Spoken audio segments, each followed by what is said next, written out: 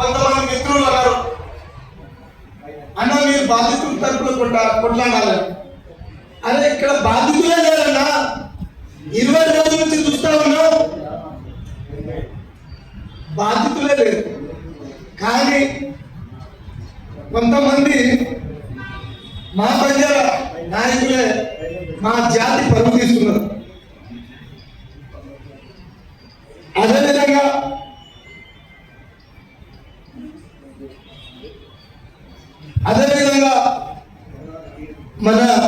మన తొలి వెలుగు రఘు గారు, రఘు అన్న మీ స్టూడియోకి వచ్చి ప్రత్యేక సాక్షి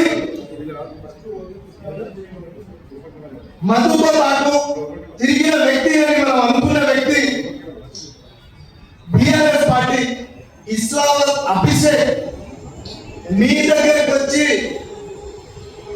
పచ్చి నిజాలు మాట్లాడి అయినా మంగ్లీ మీద పగ పెంచుకున్నట్టుగా వ్యక్తిగతంగా తీసుకొని మనతో వెలుగు రఘు నువ్వు కుట్ర చేస్తున్నావు, మంగ్లీపై కుట్ర చేస్తున్నావు. వాళ్ళ కుటుంబ సభ్యులు ఏ ఒక్కరికి ఏమైనా కానీ ఎవరిని వదిలిపెట్టాము, గిరిజన జాతి ఎవరిని వదిలిపెట్టదు. రాసుకోండి ప్రజల్లారా, ఇప్పటికైనా వాస్తవాలు తెలుసుకోండి. మీడియా మిత్రులు వాస్తవాలు చెప్తున్నారు. కొంతమంది యూట్యూబ్ ఛానల్ మీడియా మిత్రులు వాళ్ళకి చేతులు జోడించి చెప్తున్నారు, నిజాలు మాట్లాడలేదు. ఎవరైనా బంజారా నాయకులు కావచ్చు, వేరే వాళ్ళు కావచ్చు, ఉత్సవాల లెక్క మాట్లాడితే మీడియాలో చూపించకండి, మీడియాలో చూపించకండి, దయచేసి ఆపండి, ఇంతటితో ఆపేయండి. చట్టం ఉంది, ఆల్రెడీ చట్టం కూడా ఆమె ప్రమేయం లేదని చెప్పేసింది. ఇంకా విచారిస్తుంది, ఇంకా ఎవరైనా విచారిస్తుంది. కానీ కొంతమందికి ఎందుకు అంత ఇంట్రెస్ట్ చూపిస్తున్నారు. ఒక గిరిజన యువతి మీడియా ద్వారానే పైకి వచ్చింది. ఈరోజు మీడియా ద్వారానే మీరు తొక్కే ప్రయత్నం చేయకండి ప్లీజ్. గిరిజన జాతి మొత్తం ఆమె అండగా ఉంది. కొంతమంది అంటారు మోతీలాల్ నాయక్ ఒక్కడే మంత్రి తరఫున మాట్లాడుతున్నారు. ఎస్, మోతీలాల్ నాయక్ ఒక్కరు కాదు, మోతీలాల్ నాయక్ అంటున్నారు వేల మంది మా గిరిజన జాతిలో నాకు ఫోన్లు చేసి చెప్తున్నారు, నువ్వు మాట్లాడు.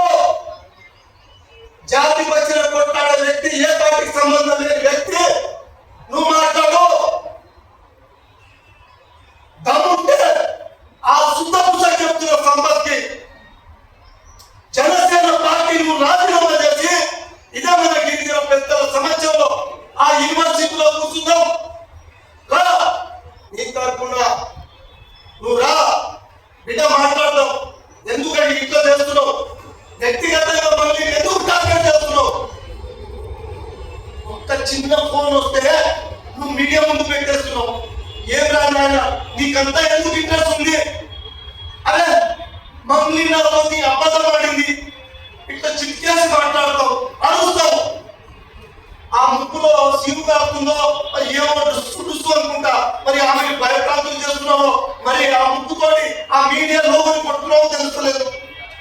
అదే ఉత్త పుణ్యానికి అనవసరంగా ఎందుకన్నా ఇప్పుడే జాతిలో ఉన్న అందరూ ఫోన్ చేసి నేను చెప్తా ఉన్నారు. నువ్వు ఫోన్ చేసి మా ప్రాంతానికి, దేవరున్న ప్రాంతానికి అర్ధరాత్రి వరకు, రాత్రి వరకు మా ప్రాంతంలో మా వాళ్ళని ఫోన్ చేసి ఫోన్ లో మాట్లాడి రికార్డింగ్ చేస్తా. నాకు కొంతమంది యూట్యూబ్ ఛానల్ వాళ్ళు నాకు ఫేవర్ గా ఉన్నారు, అందులో నువ్వు ఫేమస్ అవుతావు, మీడియా ఫేమస్ అవుతావు. ఏం రాష్ట్రం నువ్వు అట్లా మాట్లాడి జాతి పనులు తీసుకున్నావు. జాతిలో ఉన్న ఉద్యోగస్తులు, రిటైర్మెంట్ అధికారులు, ప్రొఫెసర్లు అందరూ తిరుగుతున్నారు నాయనలు. ఎందుకు? ఆధారాలు ఉంటే రాలేదు. అనవసరంగా ఒక అమ్మాయిని ఇరికించినప్పుడు పాప ఆ అమ్మాయి ఇప్పుడు ఒక అక్క చెప్పేసింది, చెప్పాలనుకున్నావు చెప్పేసింది. ఎందుకంటే మిగతా జీవితాలతో ఎందుకు ఆడుతున్నారు? సర్వనాశనమైపోతారు నువ్వు, ఎటువంటి ఆధారాలు లేకుండా. మరి మా ప్రాంతాల్లో, నల్గొండ ప్రాంతాల్లో బాధితుల తరఫున మరి ఆ రోజు ఏమైందండి?